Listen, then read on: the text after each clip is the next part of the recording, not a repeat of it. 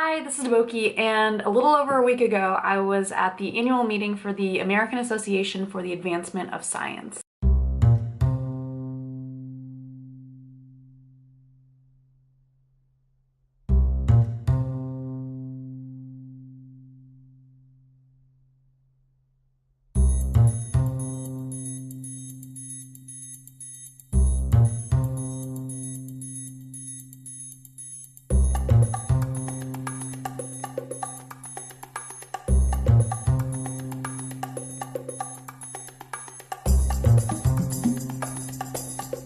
The American Association for the Advancement of Science, or AAAS for short, is an organization that is dedicated to promoting science through several different means, including but not limited to policy, education, advocacy, and the theme of their meeting this year was Serving Society Through Science Policy, a theme that you can probably imagine is resonating with a lot of scientists right now. This was my first year attending the AAAS meeting, and to be honest, I actually did not know about it only until a few months before it was happening, and it was thanks to Facebook's like super creepy targeted advertising, which somehow was able to figure out I was looking for conferences related to science policy and science journalism and was like, hey, this one's gonna be near you. I've been really wanting to learn more about kind of the interaction between science and policy, and as well as science communication in general.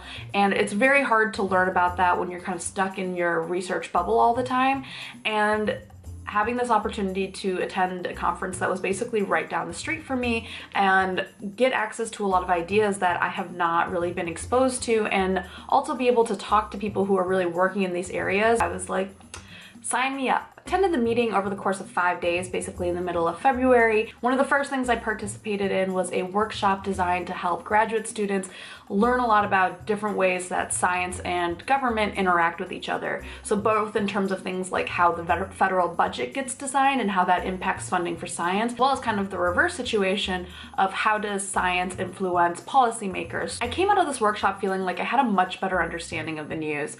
Even during some of the breaks, I would scroll through my news feed and I'd be like, oh, this is what some of these words mean now. I am sure that from this workshop I only gained like a small fraction of understanding of what is happening, but even that small fraction felt kind of empowering. In addition to the workshop, there were also a ton of panels at this meeting with topics ranging from when the legal system seeks help from scientists to science communication for the public good. There were also panels that were more geared around specific fields of science and specific questions in science. Based on my own interest, I decided to focus on panels that were related to science policy and science communication. So based on these panels, there are definitely some common themes that I saw emerge. First, in regards to science communication, even before this conference, I think we all kind of have the sense that scientists are not necessarily great at communicating their work to the general public.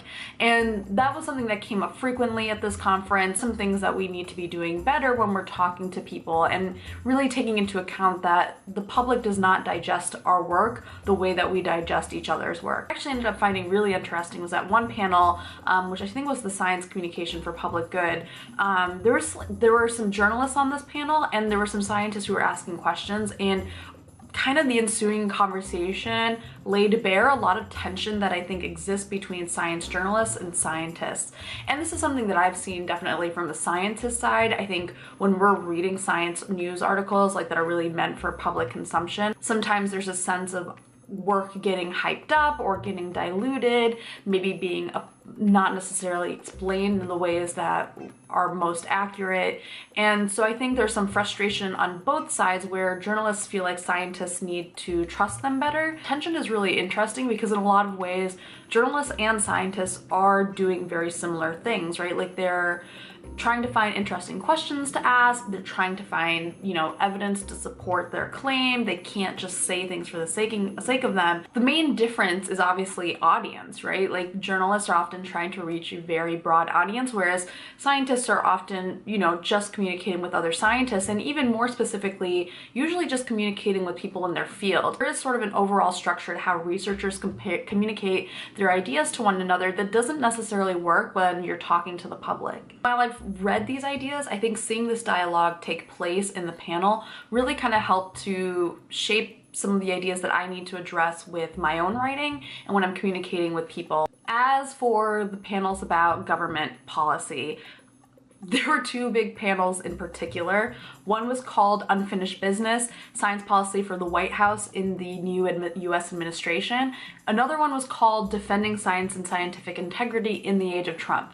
And with names like those, I think you can kind of get a sense for what the big focus was. These panels were packed. I showed up for one of them about 15 minutes early, and I was still just standing on the side. And I think they couldn't even let everybody in who wanted to attend. These panels in general were really interesting because they were people who had really worked on science policy across many different administrations. They've seen what science looks like when you're dealing with the government. They know what it looks like to interact with people at the highest level about science. These panels and the audience questions kind of covered a lot of topics that you might expect, including immigration, the environment, and the budget and how that might affect research. Also some good specific advice, such as if you're a scientist going to the March for Science, bring along two non-science friends. I think the idea is to really make sure that we're not treating science as strictly the realm of scientists, but really making sure that we can engage people more broadly and to understand science as a thing that affects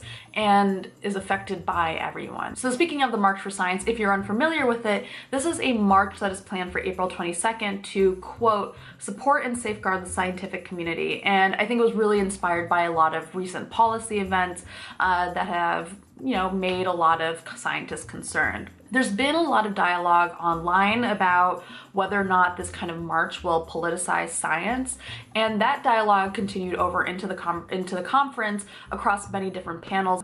April 22nd is Earth Day, so I think a lot of people are kind of concerned that the choice just of the day alone might come off as partisan in some way. My sense is that there were other people talking who were trying to say that, the fear over making science a partisan issue is almost past the point because it's already become a partisan issue. It has become argued about along partisan lines. While I was at the conference, there was actually a Stand Up for Science rally in Copley Square. I wasn't able to attend the Stand Up for Science rally, but it sounds like there was a lot of good energy and a lot of good turnout for it. So hopefully the March for Science will turn into something that's very productive in bringing scientists together and helping them to kind of state their case to the public. I think for all I learned about things like how the government makes a budget and how journalists and scientists interact with each other, what I really got most was an awareness of A, how many jobs there are out there for scientists who may not want to do research specifically, and B, how many people there are out there who want to help students and young scientists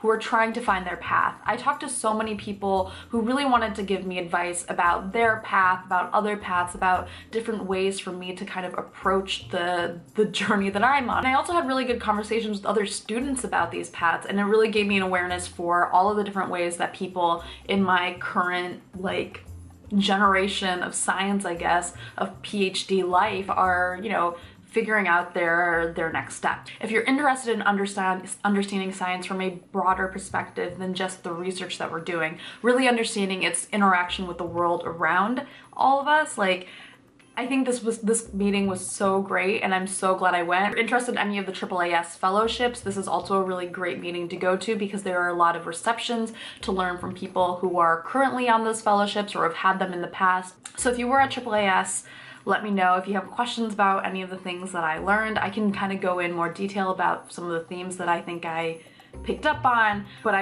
am also still learning from this meeting. I feel like I'm still processing what I got from it. So yeah, bye.